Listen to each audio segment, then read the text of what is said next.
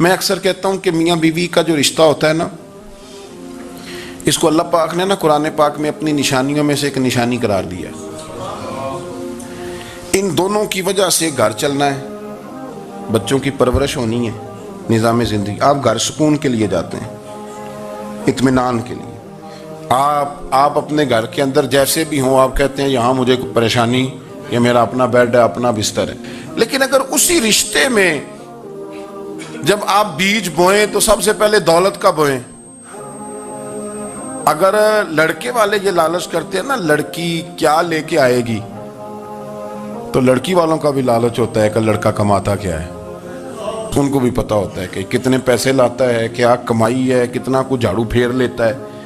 آپ نے جب بنیاد یہ رکھی، مجھے دیانتداری سے بتانا کہ پورا نیک ہو، پورا شریف ہو، پورا پرہیزگار ہو، لیکن دولت صحیح نہ کماتا ہو تو رشتہ آسانی سے ہو جاتا ہے۔ وہ بس سارا کچھ ٹھیک ہے، کمائی تھوڑی سی کم ہے، وہ مشکل سے گزارا ہوگا۔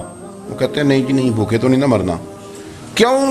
ہم نے اس کے اندر جب دولت کو شامل کر لیا، آ گئی دولت، تب جس رشتے کی بنیادی دولت پہ ہوگی وہاں آپ وفا تلاش کریں گے، وہاں آپ خلوص تلاش کریں گے، وہاں ہم للہیت تلاش کریں گے۔ اللہ کرے ہو جائے، لیکن وہ ہمارے مائنڈ سیٹ میں یہ بات ہوتی ہے کہ یہ جو معاملہ ہے یہ گڑبڑ ہے۔ اگر رضا الہی مقصود ہو، اگر اللہ کی رضا مقصود ہو، حضرت فاطمہ بنت قیس ایک صحابیاں تھیں، انہیں طلاق ہو گئی، ان کے لیے دو رشتے آئے، ایک حضرت عبد الرحمن ابن عوف کا مالدار ترین آدمی تھے، اور ایک حضور کے غلام تھے، وہ بڑے غریب تھے، مسکین تھے۔ ان کے والدین کی خواہش تھی کہ عبد الرحمن ابن عوف سے شادی ہو جائے، وہ بھی تو بڑے نیک ہیں، پارسا ہیں، عشرہ مبشرہ ہیں۔ حضرت فاطمہ بنت قیس نے کسی بندے کی ڈیوٹی لگائی، کہنے لگی پتہ کرو نبی پاک کی رضا کیا ہے، حضور کی رضا کدھر ہے؟ تو پتہ چلا حضور کی خواہش غریب کی طرف ہے۔ تو وہ خاتون اپنے ماں باپ کو کہنے لگی میرا نا اس غریب سے رشتہ کرا دو۔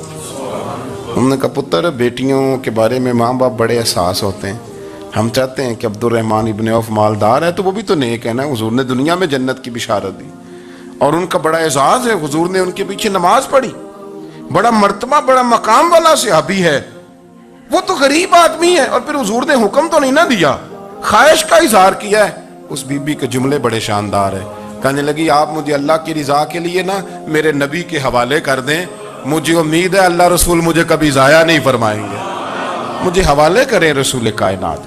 چھوڑیں کو ضروری ہے دنیا داری ہر طرف دیکھنا، کہیں کوئی کام ایسا بھی تو ہو نا جو محبت کے زور پہ ہو، جو محبت کے لیے ہو۔ کوئی ہمارے پاس بڑے سارے لوگ آتے ہیں، بڑے سارے لوگ آتے ہیں، اور ہم اس قابل بھی نہیں جتنے لوگ آ جاتے ہیں۔ میں صحیح کہہ رہا ہوں، بالکل کوئی حیثیت نہیں، 1% بھی۔ جب پلٹ کے دیکھتے ہیں تو شرم آتی ہے کہ یار اتنی دور سے بندہ چل کے آ گیا، اس کو کیسے سمجھائیں، کس طرح کر کے۔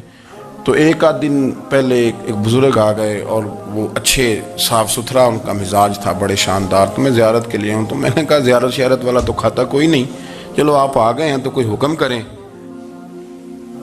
تو کہنے لگے کوئی حکم نہیں، میں اللہ کی رضا کے لیے آیا ہوں۔ یہ کوئی تقریر نہیں تھی، کوئی خطبہ نہیں تھا، نہ ان کے سامنے سپیکر تھا، نہ وہ شور کر رہے تھے، نہ وہ نعرے لگوا رہے تھے، نہ وہ ہاتھوں پہ ہاتھ مار رہے تھے۔ اور اس بندے نے کہا اللہ کی رضا کے لیے آیا ہوں، تو وہ بھی رو پڑے تو میں بھی رو پڑا، ختم ہو گئی بات۔ آپ بات کو سمجھیں، یہ اتنا تگڑا رشتہ ہے نا یار۔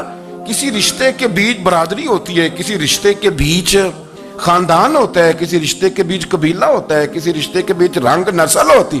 وہ کتنا تگڑا رشتہ ہے کہ دو بندوں کا رشتہ ہو، ایک بیچ میں خدا ہو، دوسرے محمد مصطفیٰ ہو۔ آپ کتنا اسے مضبوط رشتہ سمجھیں گے جس کے بیچ اللہ رسول ہو۔ اتنا تگڑا رشتہ، اتنا مضبوط تعلق، اتنی وسعت اس کے اندر۔